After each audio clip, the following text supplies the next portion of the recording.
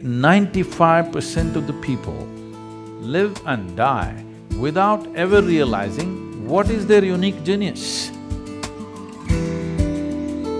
People don't know what to do because we have not handled the most fundamental. You must just tweak your competence. Wherever you are, you will know how to do. You will function to the best of your intelligence and capability.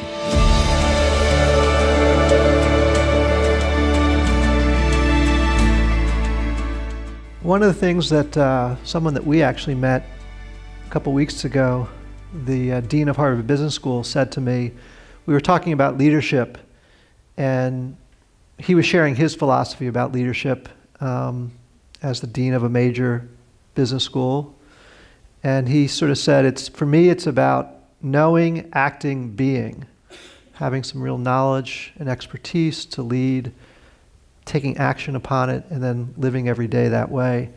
And one of the things that I think has been the most amazing about Sadhguru's journey is the actions that he has taken. You saw some of the programs up there, but maybe you can describe some of the things that you have going on in the world, because it's not just about coming and talking and meeting and philosophizing, it's actually about taking action. So maybe you can tell us some of the things that you have going on around the world and how you get them resourced.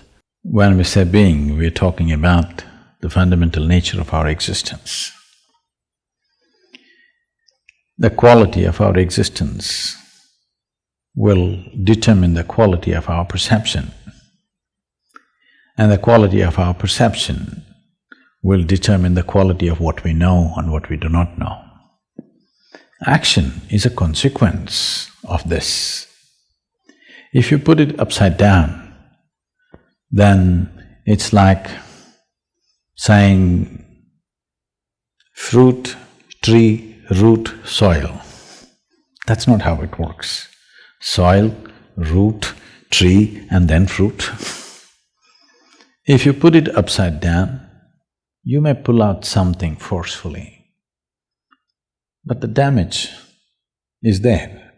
Today, I'm working with a whole lot of business leaders in the world, both in India and outside.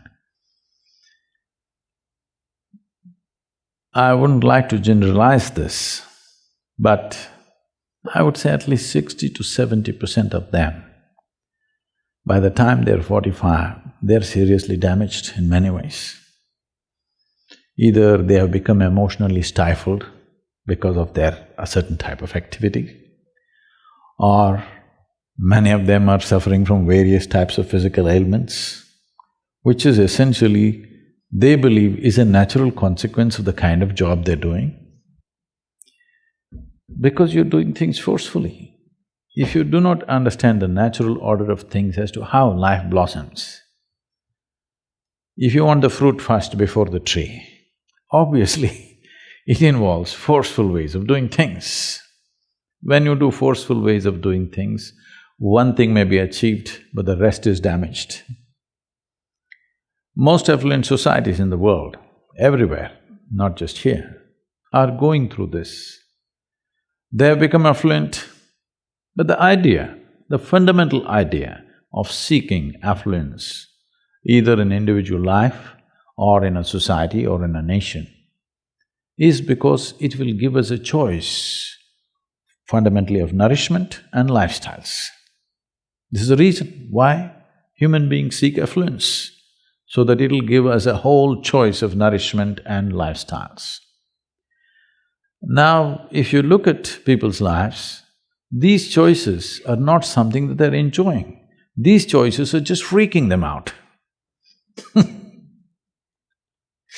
People don't know what to eat, people don't know what to do, because we have not handled the most fundamental.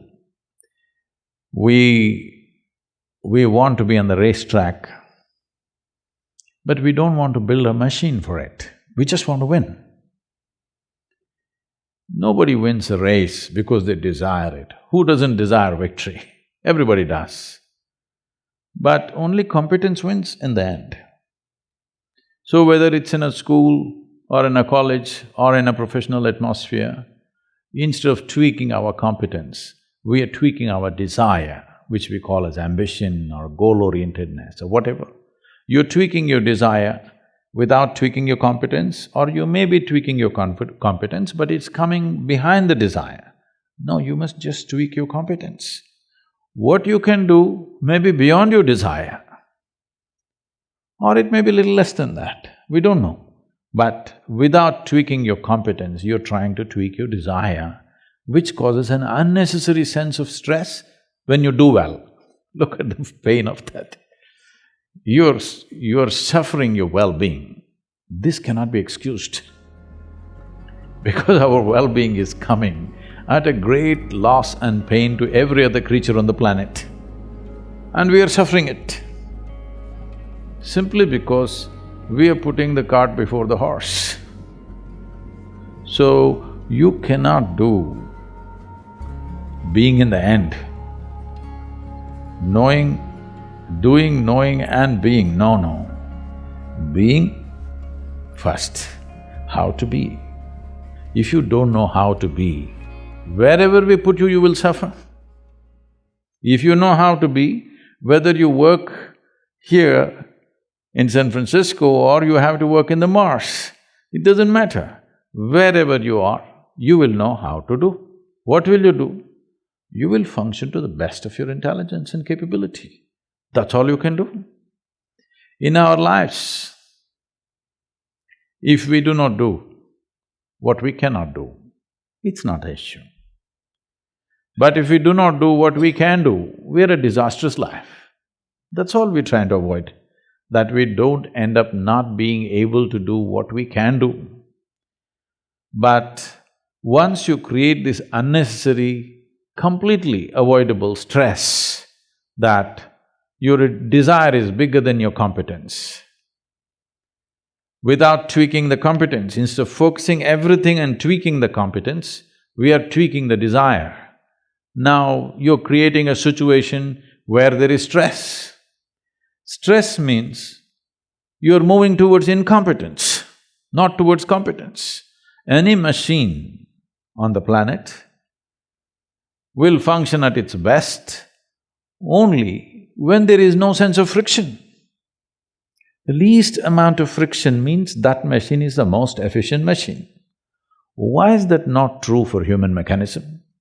If this functions with least amount of friction, this will function at its best. Will I be as good as you? Maybe not.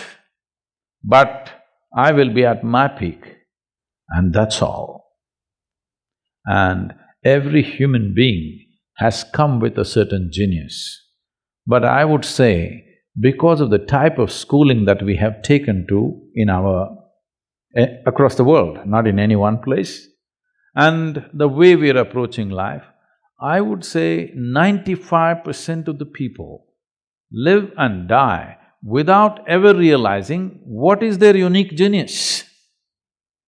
Only 2 to 5% of the people realize the genius of what they are capable of. Rest will all do something that somebody else is doing, they want to do that. They want to do that better than them. That is their idea of well-being. Because of this, a tremendous amount of human genius is simply lost.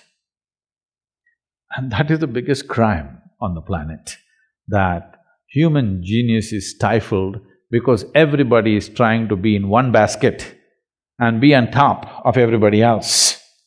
This is a very rudimentary way of functioning in the world. Unfortunately, that's become the way everywhere. We're trying to do something, but that's in small scale.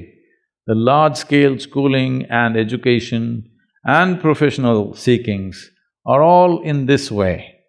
We all wanted to get into one basket and be on top of the pile. It's a cruel way to live. If you get there also, you will suffer.